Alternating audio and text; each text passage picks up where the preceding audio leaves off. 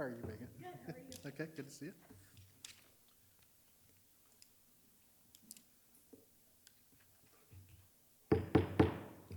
I will call to order the June 2nd, 2021 Fishers Plan Unit Development Committee meeting. The first matter on the agenda is PUD-21-7 Valvoline Oleo Road. It is a consideration of approval of a site plan and architecture for Valvoline. Site is located at 11620 Oleo Road and is located in the town center at Geist PUD. Site is on the north side of 116th Street, west of Oleo Road. And we will request the staff to present.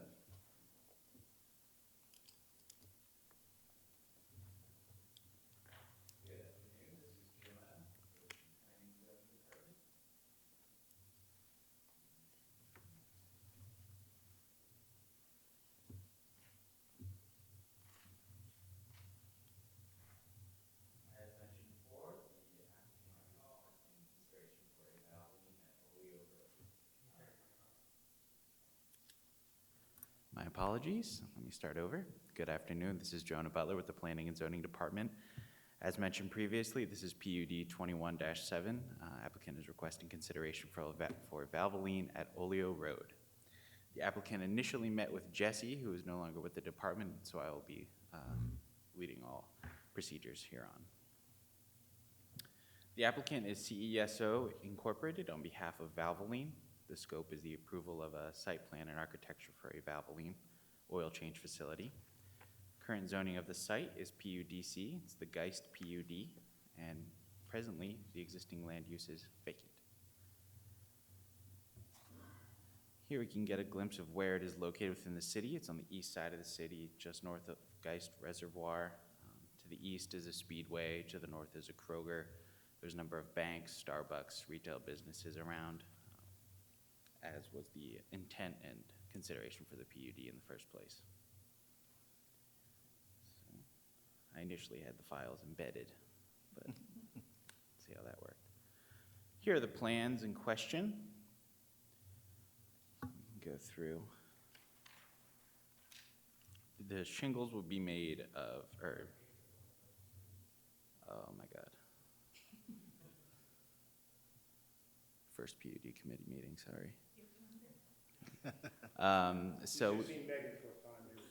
I bet she was quivering. Both of us. If only could see how sweaty my hands were. No, so the shingles are a driftwood, brownish gray with dark red tints. The awning is a champagne metallic with a superior bronze frame. The gutters and downspouts are a Sierra tan. The signage is not in consideration for tonight. That is a matter to be handled separately. The brick is made of a modular Midland blend with a reddish brown hue. The sill will receive a light buff, and the mortar is beige. So here's the location here. Staff had some concerns regarding the traffic flow in this area. These comments have been made known to the applicant. To the south here is 116th. To the north is the Kroger.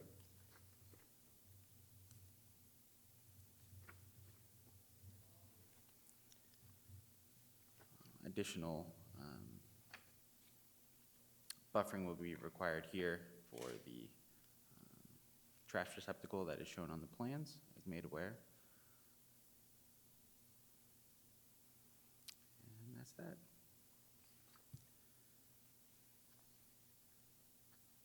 Thanks, Jonah. Well, Any questions from the board? staff recommends approval. Sorry. Okay. I have one question. You were mentioning, I guess, the traffic issue, and you said you addressed that with the petitioner. Maybe you can elaborate on that for me. Sure. So there was, as shown on the plans, a spot where there would be a two-directional flow of traffic. Staff had made the recommendation that there would be a one-directional flow of traffic, and we have not seen any new plans from the applicant reflecting such, though these comments have been made aware. Thank you. Of course. At this time, we will call on the petitioner.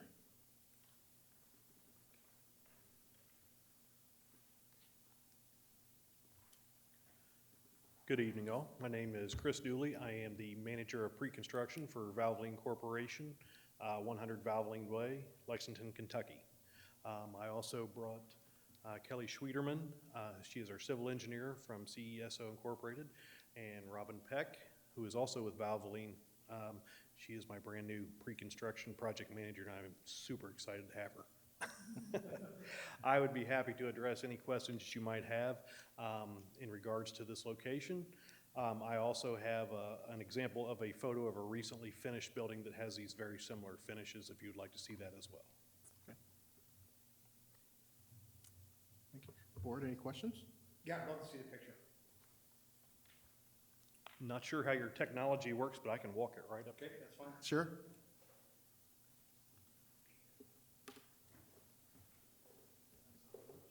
Okay.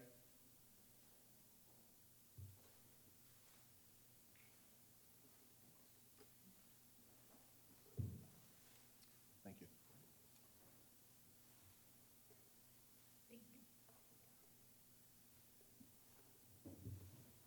So I guess my question would be, is as I look at the strip center as it sits there now, because I've got Google Maps up now, so I had to remind myself, since I'm down there all the time and I never pay attention when I'm there, I had to go look at it on the maps.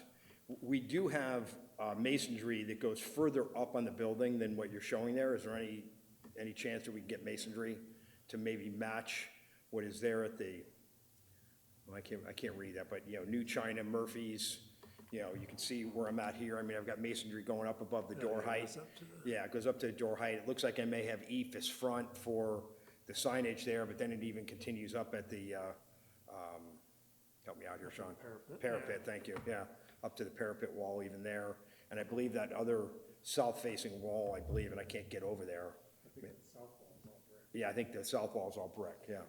That's what I thought. So I guess my question would be, are you guys amenable to adding more masonry on that building?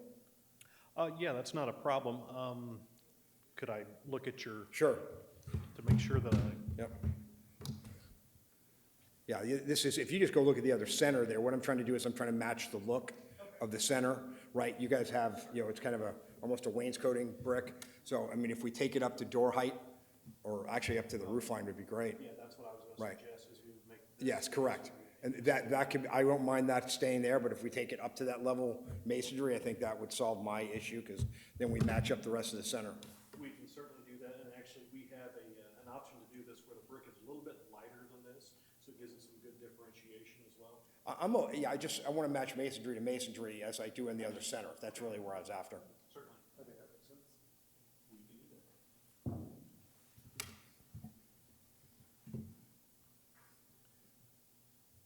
Any other questions from board members? I just had one question on, probably more just operations. This is just strictly oil change, replacing like windshield wipers, things like, you're not doing like tires or brakes or anything like that? That's Right? correct. This is, Okay. this is our Valvoline instant oil change. We, Okay. you know, primarily it's fluid services. Okay. We can change a light bulb, we can, you know, do a serpentine belt, things like that. There's no brakes, there's no tires, no exhaust, no body work, no paint, anything like that. No cars are left on site overnight. There's no, it's a first come, first serve. No parking on site other than employees, so drive-through operation. Typical visit for us takes about 15 minutes per customer. Thank you. Yeah, it sits at a good location. It's off of 116th Street, because I know Chris Cook would probably have a problem with that, and I did talk to Chris. But it sits right behind Moore Dentistry, if you guys know where Moore Dentistry is. So it's a lot sitting there in the basically retail lot. So the location's, I think, an excellent location for it from that standpoint. The concern which I had, I've already mentioned. So I think as long as they're amenable to that, I have no issue. What are your regular business hours? Is it 6 or 7 days a week? It's open 7 days a week, provided that the municipality allows us to be open on Sundays. Monday through Friday, it's 8 a.m. to 7 p.m. Saturday is typically 9 a.m. to 4 or 5 p.m., and Sunday would be 12 to 4. Thank you. We average about 40 cars a day, so if you take that over the 12 hours, it's basically one car every 15 minutes, so hardly any traffic generation as well. Yeah, we've got that traffic light sitting out there, though, that should mitigate any traffic concerns. The one that I always love there, right after I stop at one, I stop at the next one as I'm coming into work, but that's already there, so. Any other questions? Thank you. Okay, thank you very much. At this time, I will open the public hearing. If there's anyone from the public who would like to address the board regarding this matter, please come to the podium and, for the record, give us your name and your address. And Howard, this won't require a public hearing for PUD committee. Yeah. Thank you. Thank you, Megan. It's only a planning commission. Well, with that, I would entertain a motion. I'll make a motion to approve with the change that I made, that we're gonna take masonry up to the roof line. The tower, I don't know what else to call that, can remain ephes or whatever was shown in the picture. Four-sided, right? We have a motion from Pete. I'll second it. We have a motion and a second by Sean. Okay, roll call. Ms. Bob Gardner. Aye. Mr. Peterson. Yes. Mr. Curran. Aye. And Mr. Stevenson. Yes. The motion passes. The next matter on the agenda is, congratulations. The next matter on the agenda is PUD-21-8, Higher Grounds Montessori Daycare. It's a consideration of approval of site plan and architecture for Higher Grounds Montessori School Daycare located at 11238 East 131st Street. The site is located within the Sand Creek Commons PUD, and we have Jonah again to present for the staff. Good afternoon again. This is Jonah Butler on behalf of the Planning and Zoning Department. Again, the applicant initially met with Jesse, and I will be presenting everything from here on out. This is, of course, in regards to the Montessori daycare and school. The petitioner is Chris Horney on behalf of Montessori Schools. The scope is the approval of a site plan and architecture for the Higher Ground Montessori School and Daycare. The lot is currently zoned PUDC, Sand Creek Commons, and is presently vacant. Here's a little bit about the location. It is presently 2 separate parcels. To the south is Fisher's High School. To the east is Sand Creek Elementary. So this project would just add to the educational, institutional nature of the area.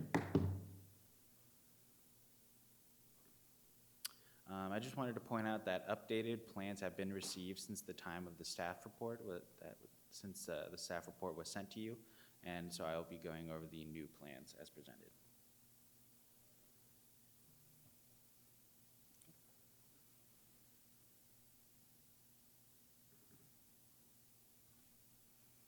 Okay, we can. Where's the location again?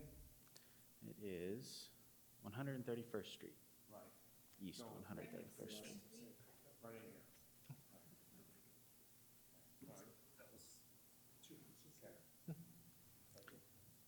All right, so here we can see there are a number of children's classrooms, each with the number of students denoted here. 28 students is the maximum per classroom. There's an infant classroom, a young toddler's classroom, 2 toddlers' classrooms, staff areas. Here are the elevations.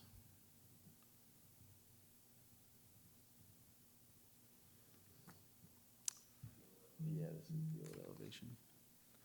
My apologies. Okay.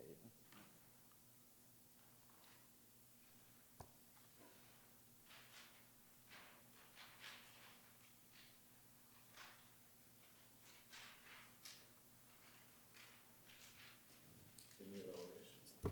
It's really the changes being around the windows, here in the gables, and yeah, you put up these, you can see the differences between the two.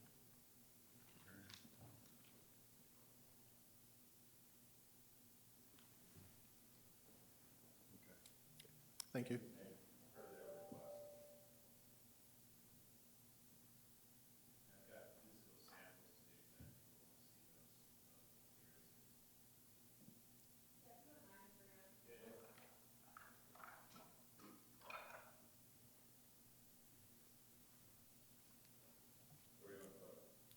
We can put them here, right here.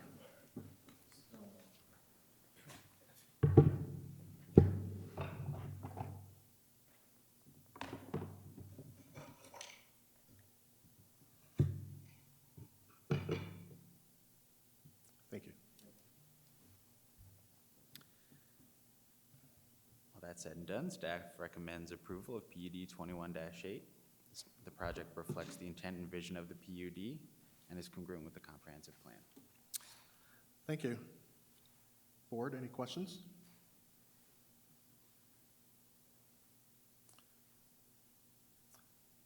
If not, we will call on the petitioner.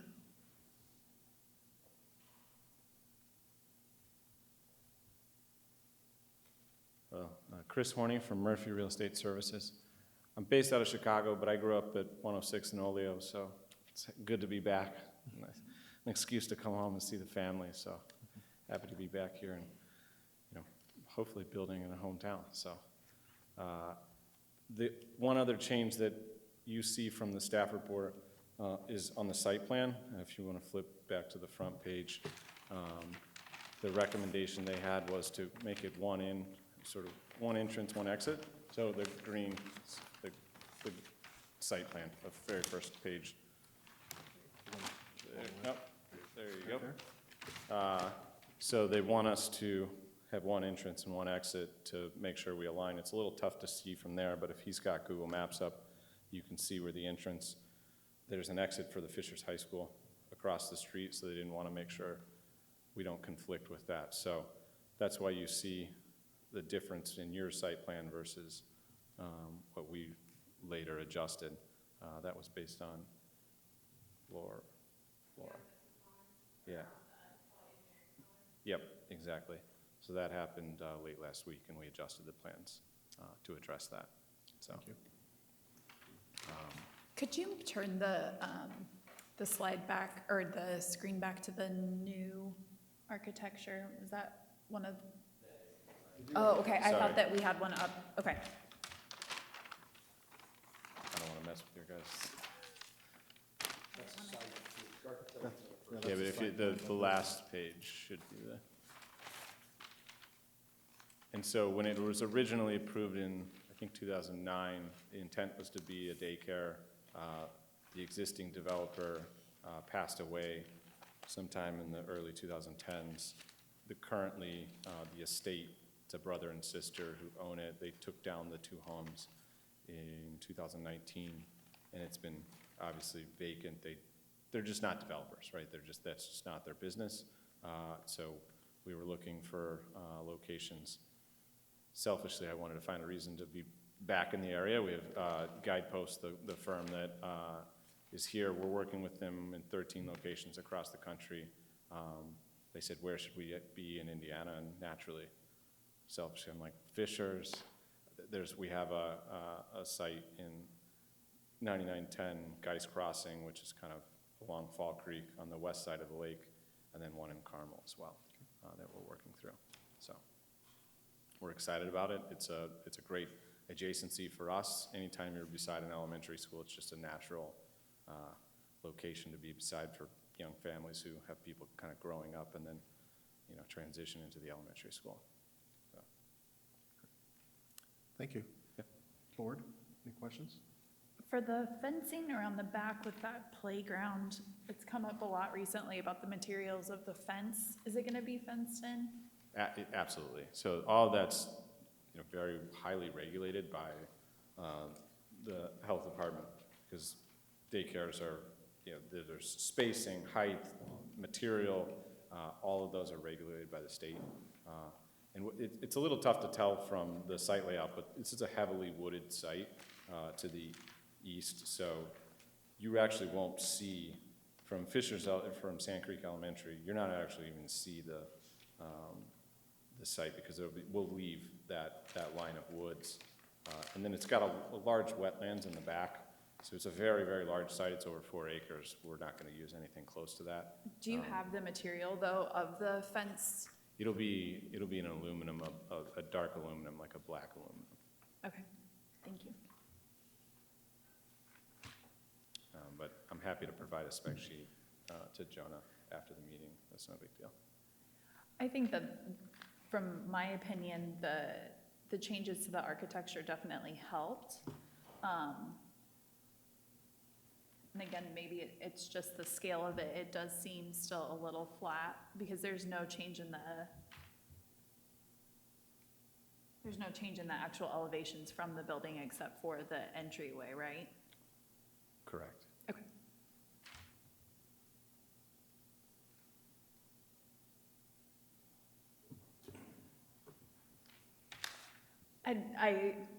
We've talked about public art in some of these pieces before. I don't know if it's just more landscaping around it, but it seems like it does need some sort of additional architectural element to it.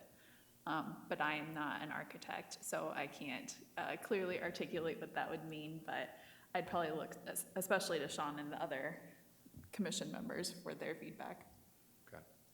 Yeah, I think I would agree, Megan. I think the improvements that have been made are definitely helpful. But I think I think your comment, it does just appear flat. And I think I don't know if it's the scale of the windows or the spacing of them or,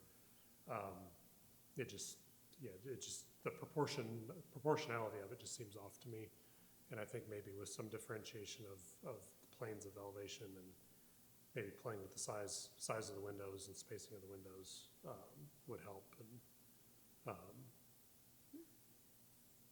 introducing another brick color maybe. I know it looked like you had kind of changed the brick color around the entry. Maybe if that other kind of gable section had, that whole section was a different color as well.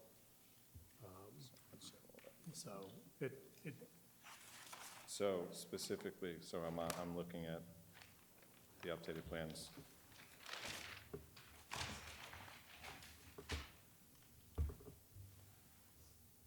So to answer your question though, we did bring out, Yeah.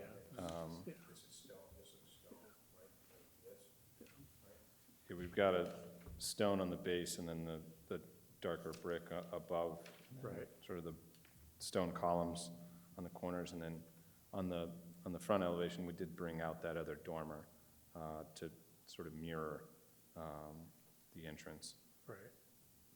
So I guess, is additional dormers above the two interior windows something you're looking for, or? No, I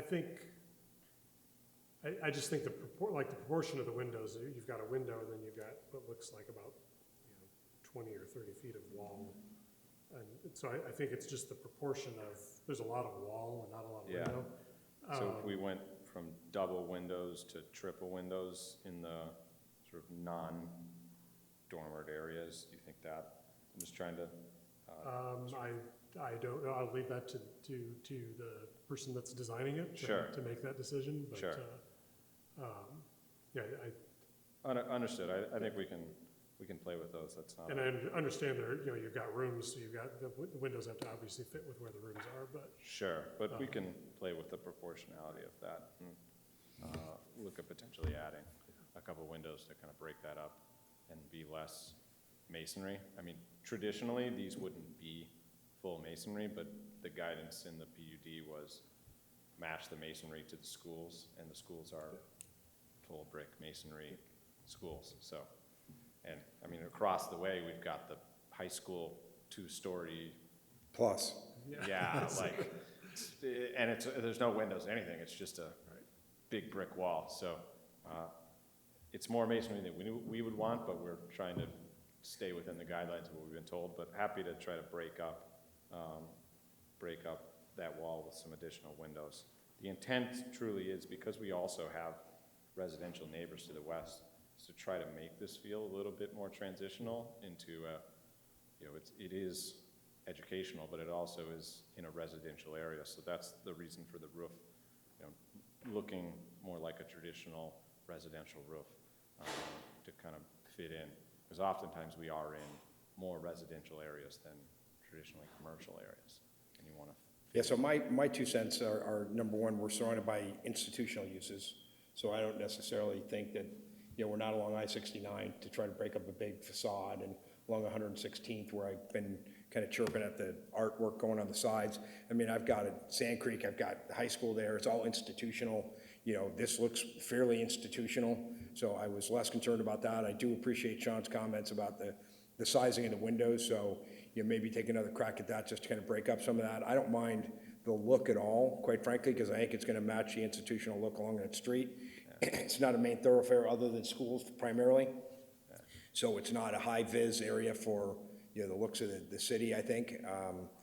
And I do appreciate the full masonry, because I would have suggested that anyway. But yeah, I think overall, I like the project where it sits. It's a good location. The house has been sitting there vacant forever. I remember the houses now, so I guess I'll just echo Sean's comments and play with the window configurations and maybe the sizing of those windows to make them either larger 2 windows or, you know, 3 or 4, whatever is gonna work for you guys. But, Yeah. you know, I'm not an architect, although I play an architect at work, so. Me neither. I play developer. And Yeah, Tell the I've got that hat on too with my group as well, so I get what you guys are doing too. So yeah, I'm okay with it, quite frankly, because the location's good, it's institutional around there. I don't think it's gonna take away from anything, so, anyway. Okay. I'll make a motion then to approve, unless Howard, you had other comments No, too. I echo your sentiments, yes. To approve with the possibility of looking at the 3 windows to break up the facade, but still approve. We have a motion by Megan, second, and a second by Pete. Okay, roll call. Ms. Baumgartner, Aye. Mr. Peterson, Yes. Mr. Curran, Aye. and Mr. Stevenson. Yes. Motion carries. Thank you. Yes.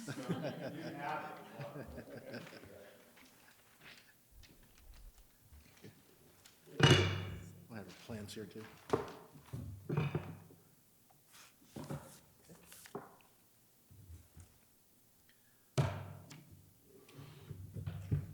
Thank you. Thank you. I believe that's the last thing on our agenda, so I would entertain a motion to adjourn. So moved. We are adjourned.